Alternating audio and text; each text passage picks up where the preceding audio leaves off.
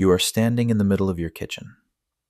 The refrigerator door is wide open, blowing cold air onto your bare feet, and you have absolutely no idea what you are looking for.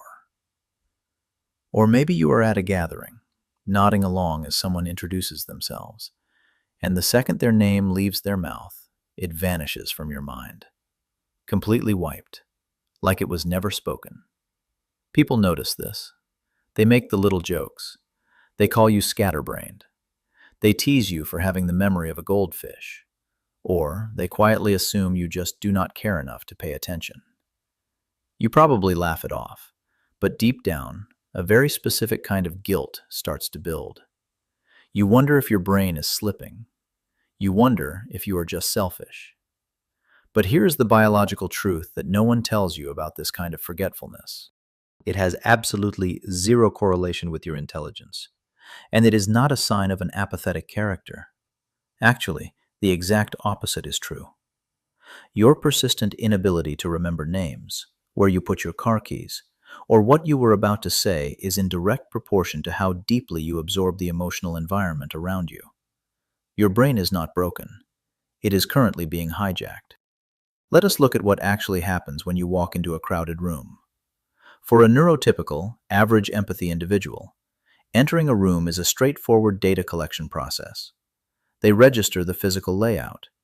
They note where the chairs are, who is holding a drink, and what name is assigned to what face. It is clean. It is efficient. Your nervous system does not work like that. If you are highly attuned to the people around you, your nervous system operates like an invisible sponge. The moment you cross that threshold, you are not just seeing the room, you are feeling it. You immediately pick up on the tight, forced smile of the host standing by the counter. You register the heavy, awkward silence hovering over the two people arguing quietly by the window. You absorb the nervous energy of the guy shifting his weight from foot to foot near the doorway. Before anyone even says hello, your brain is already processing a massive, overwhelming wave of invisible emotional data. You are reading microexpressions, feeling the shifts in vocal tone, and sensing the hidden anxieties of complete strangers. Now, think about your working memory. The prefrontal cortex, the part of your brain sitting right behind your forehead, is essentially the RAM of your biological computer. It is brilliant, but it has a severely limited holding capacity. It can only juggle a few pieces of active information at any given second. When you are standing in front of someone, your prefrontal cortex is working overtime. It is analyzing their posture, trying to figure out if they feel comfortable, managing your own anxiety about making eye contact, and making sure you are projecting a safe, welcoming presence. Your emotional radar is spinning at maximum velocity. And right into the middle of this intense, high-speed cognitive chaos, someone hands you a single, completely arbitrary piece of data. A name. Dave. Or Sarah. That name has no emotional weight. It does not carry a scent. It does not have a feeling attached to it. It is just a sound. So, your prefrontal cortex, which is currently suffocating under the weight of processing everyone else's emotional baggage, makes a ruthless executive decision. It drops the meaningless data to keep the system running. It sacrifices the name to process the feeling. It drops the location of your keys because it was too busy replaying an uncomfortable conversation from 3 hours ago, trying to dissect what the other person actually meant. Your brain is prioritizing survival and connection over administrative filing.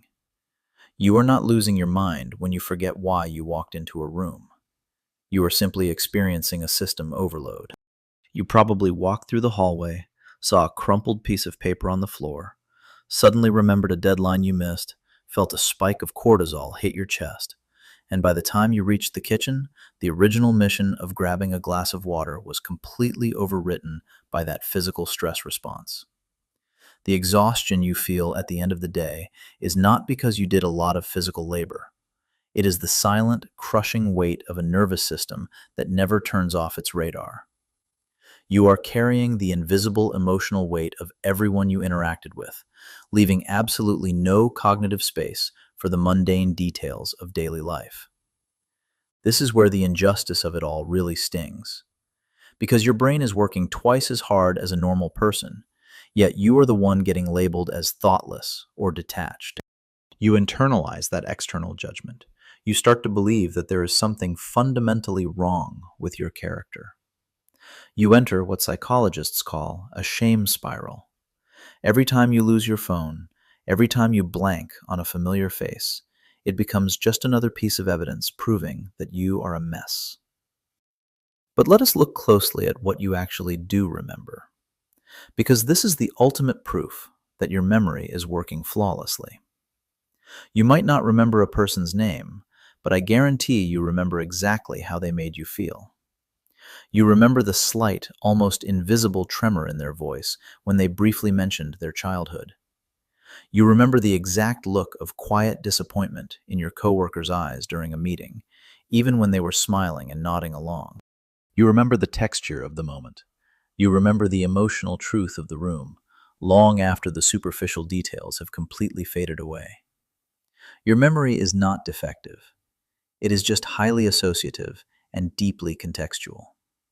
It is an architecture built exclusively for profound emotional attunement, not for filing away clinical data under immense social pressure.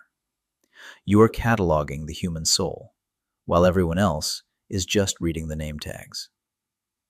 So, how do you stop this constant, exhausting mental drain?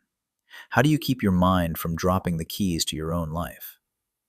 You have to learn how to quarantine your nervous system. You have to build an emotional firewall.